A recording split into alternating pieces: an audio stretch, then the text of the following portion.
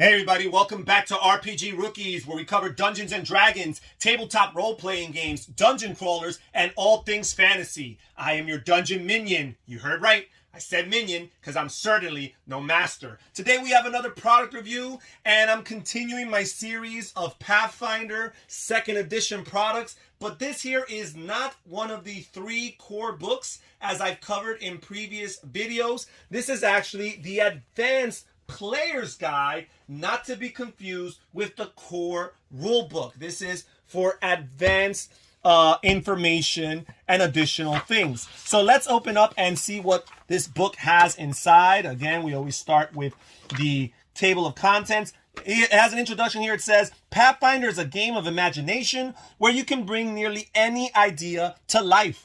The core rulebook provides classic options to play a countless variety of customizable characters.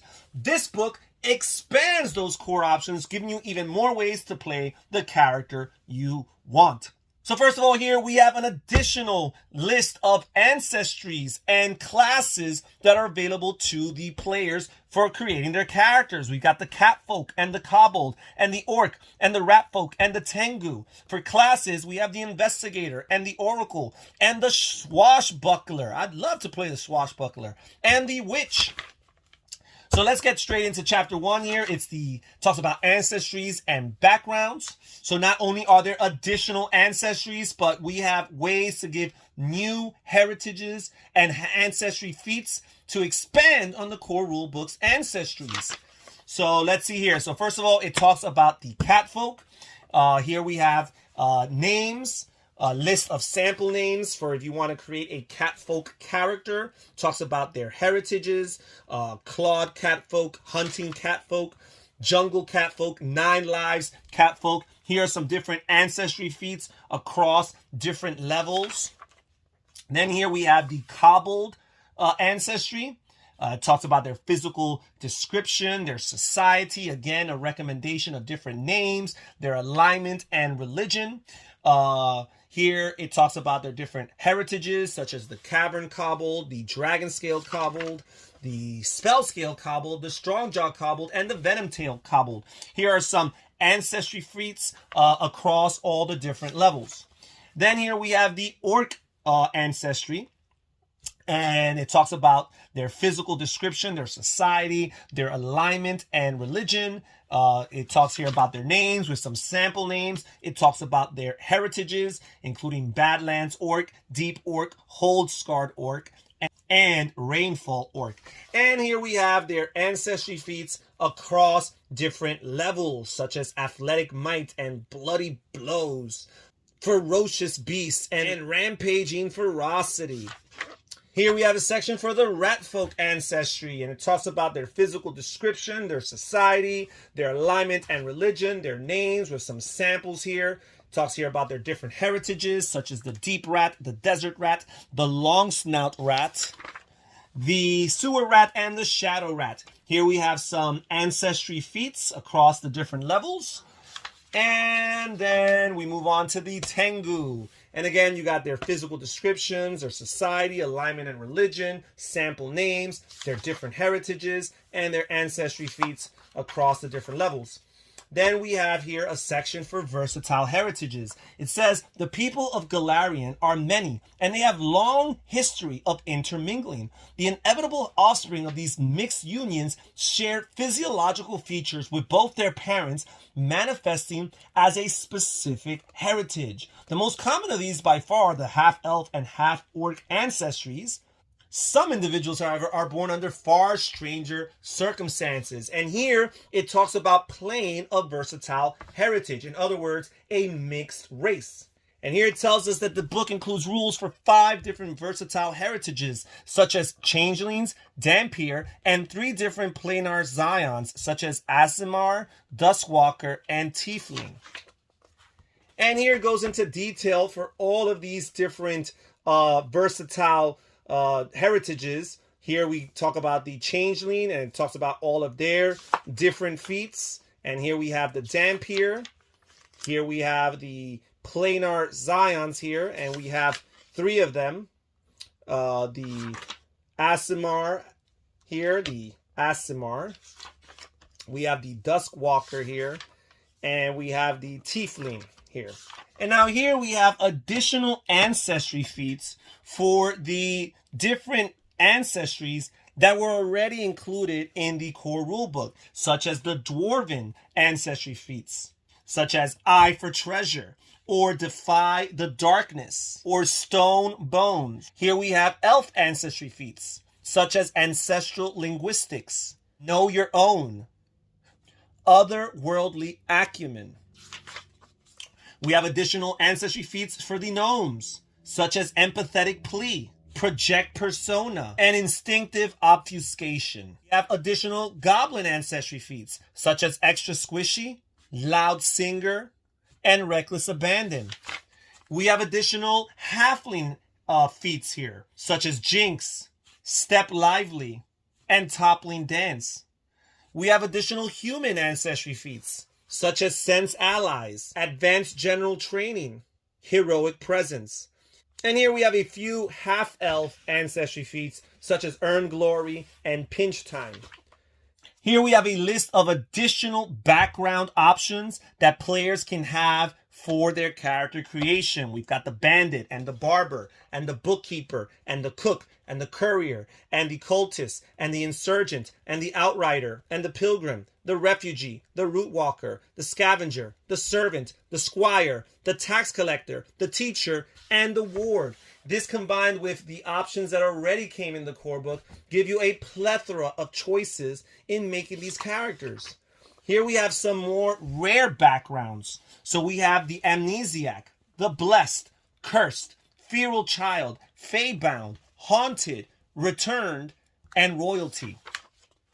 And that's it for chapter 1. We have some great artwork right here. This is probably my favorite picture I've seen across all of the Pathfinder books so far.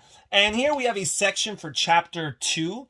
A section for classes in chapter 2. It says there are more classes in the world of Pathfinder than those explored in the core rulebook, and each of those classes has near infinity variety. So we have some new ones introduced in this particular manual. We have the Investigator, the Oracle, the Swashbuckler, and the Witch.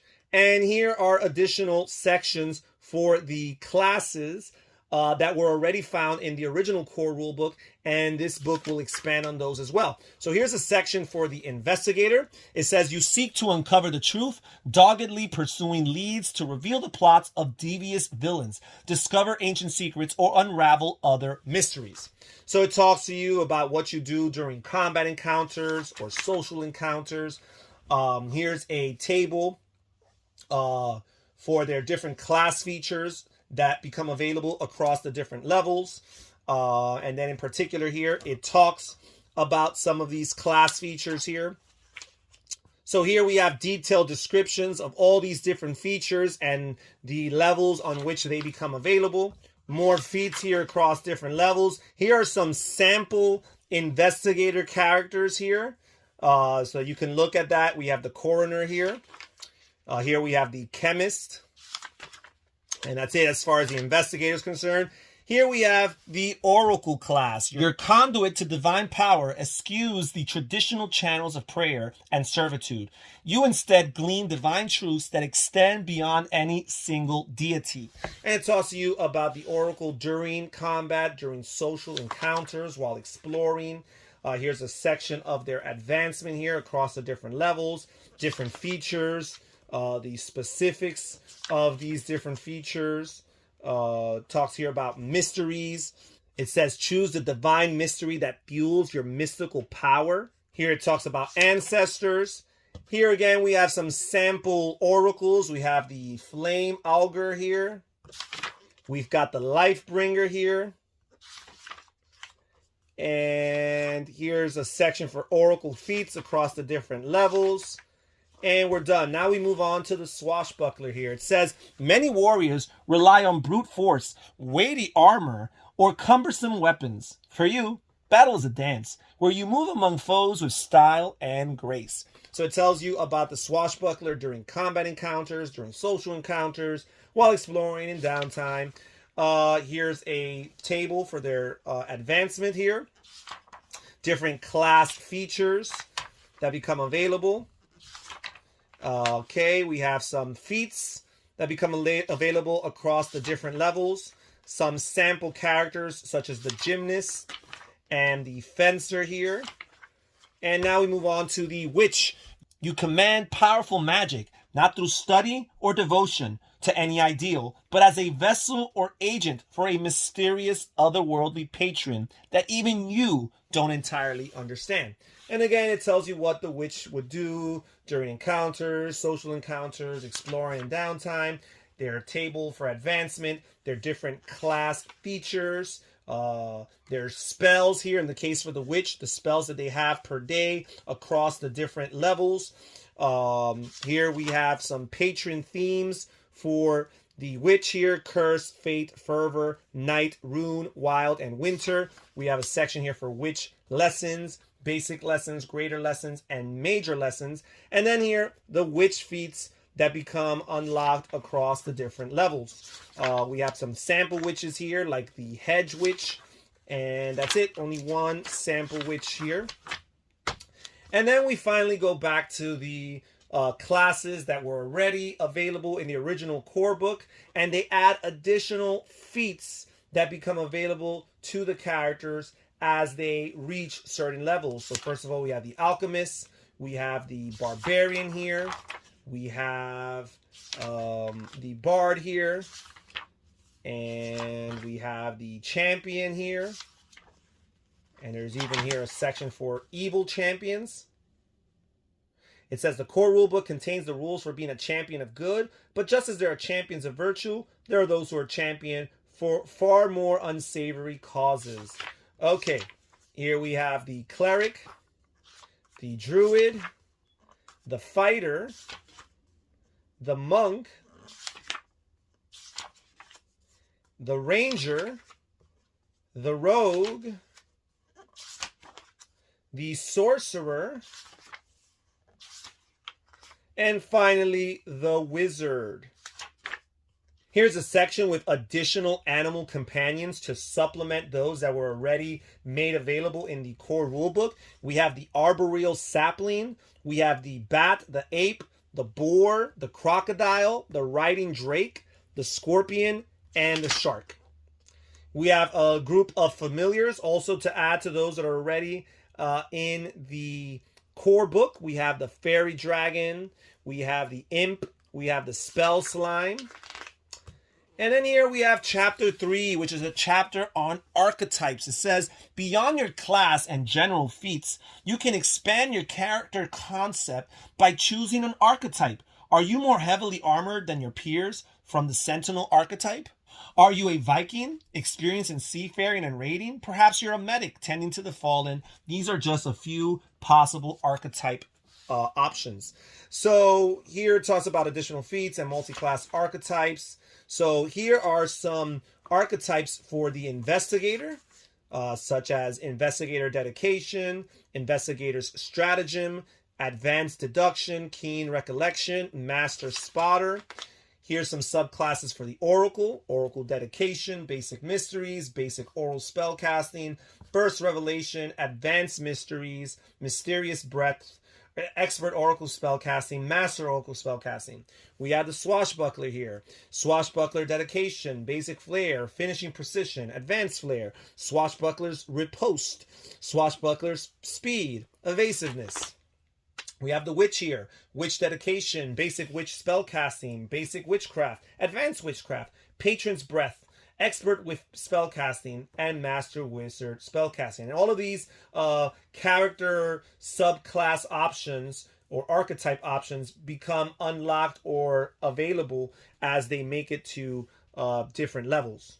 Then here we have the acrobat. We have acrobat dedication, contortionist, dodge away, graceful leaper, tumbling strike, tumbling opportunist. We have the archaeologist, archaeologist dedication, magical scholastic, settlement scholastic, scholastic identification, archaeologist luck, greater magical scholastics. Here we have the archer, archer dedication, quick shot, advanced bow training, crossbow terror, archer's aim. We have the assassin, assassin dedication, expert backstabber, surprise attack, angel of death, assassinate. We have the bastion, bastion dedication, Disarming Block, Nimble Shield Hand, Destructive Block. We have the Beastmaster here as well, and the Blessed One, and the Bounty Hunter, and the Cavalier, and the Celebrity, and the Dandy, and the Dragon Disciple, and the Dual Weapon Warrior, and the Duelist, and the Eldritch Archer, and the Familiar Master, and the Gladiator, and the Herbalist, and the Horizon Walker, and the Linguist, and the Lore Master, and the Marshal, and the Martial Artist, and the Mauler, and the Medic, the Pirate, the Poisoner, the Ritualist, the Scout, the Scroll Trickster, the Scrounger, the Sentinel, the Shadow Dancer, the Snare Crafter, the Talisman Dabbler, the Vigilante, the Viking, the Weapon Improviser. So all of these different classes with their additional archetypes that are made available in order to add further detail and nuance to your character creation options. Really cool. Then here we have chapter 4. It's a chapter for feats. It says some talents can be acquired by any character regardless of their ancestry or class through dedication or specialized training. This chapter presents new general feats, including many new skill feats. For the full rules on general feats and skills, it tells you to go back to the core rulebook. So here we have a table of different general feats and skill feats that players can learn, perfect, and master. And it goes into detail with all of these different skilled feats here, such as Influence Nature, or an eye for numbers, or Pick Up the Pace, or Super Taster, or Thorough Search. Then chapter 5 is about spells. It says here you'll find spells beyond those listed in the core rulebook, including ones that dispense horrid curses, make you immune to nearly all types of harm, and manifest mischievous monkey spirits to vex your foes. So it talks about your spell casting style, preparing your spell, and casting your spells. And then here is a list of all the additional spells across the different levels that are added by this advanced player guide. And then we have a thorough spell description of each of these spells, such as Agonizing Despair and Bestial Curse. Here we have Blister and Chilling Spray and Crashing Wave. Here we have Deja Vu and Dull Ambition and Final Sacrifice. Here we have Fungal Infestation and Ice Storm and the Ill Omen. Here we have Mad Monkeys and Phantasmal Treasure and Reaper's Lantern. Here we have the Safe Passage and Seal Fate and Spike Stones. Here we have Strange Geometry, Thoughtful Gift, Vampiric Maiden. And then there's a section here for focus spells. A focus spell is unique to a class and reflects its individual role and style. So this introduces focus spells for the Oracle and Witch and presents several new options for some core rulebook classes. So these are class-specific spells. There is no overlap between this. Basically, you have to have a character of this specific class to be able to get the corresponding spells. So we have the Bard here with their Hymn of Healing, the Champion here with their Litany of Depravity, the Monk here with the Clinging Shadow Stance. We have the Oracle here with the Ancestral Defense. We have a bunch of them for the Oracle here. Okay, we have the Witch here with the Blood Ward, and a bunch of them here for the Witch. And then we have a section here for rituals. Rituals take much longer to cast than most spells and can be performed by anyone who is skilled enough, not just spellcasters. And we have a list of different rituals here and their specifics. We have the Astral Projection and Create a Demiplane. We have Heart Bond and Hero's Feast, Reincarnate. We have Rest Eternal and Teleportation Circle. We have Word of Recall. And that's it as far as chapter 5. And then here in chapter 6, we have a new list of items corresponding with particular items that would apply to the new additional classes that were added in this book, along with their class kits here, their weapons and adventuring gear. And here we have a table of all the different treasure that's possible, consumables, and permanent items across all of the different levels. We have here a chart of additional alchemical items here. And here we have a thorough description of each of these items.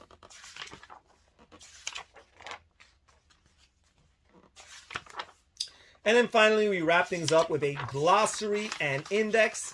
And again, some advertisements. And that's it as far as the contents of this book, the Pathfinder 2nd Edition Advanced Player's Guide. Please comment down below and tell me what you guys think. I think this is an impressive volume. Not as essential, obviously, as the 3 core books, but it's a great resource in order to further flesh out characters and also add additional options for totally different types of characters. Well, that's it for today's video, guys. I'll catch you guys next time. Take care. Bye-bye.